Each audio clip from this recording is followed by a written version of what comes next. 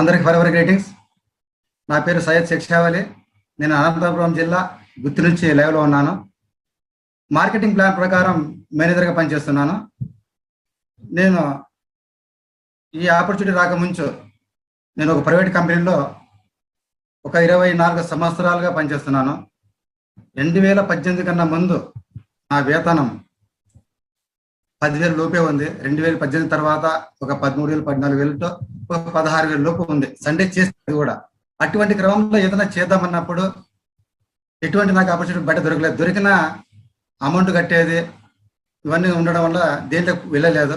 ఉన్న దాంట్లో సర్దుకుని పెట్టేటప్పుడు జాబ్ అయితే బతకడానికి ఉంది, కానీ ఎదగడానికి ఎటువంటి పరిస్థితి నాకు దొరకలేదు.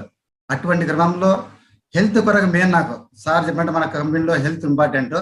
హెల్త్ కొరకు వచ్చాను. జాబ్ కొరకు రాలేదు, బిజినెస్ కొరకు రాలేదు, హెల్త్ కొరకు వచ్చాను. మా అమ్మకు హెల్త్ ప్రాబ్లం, షుగర్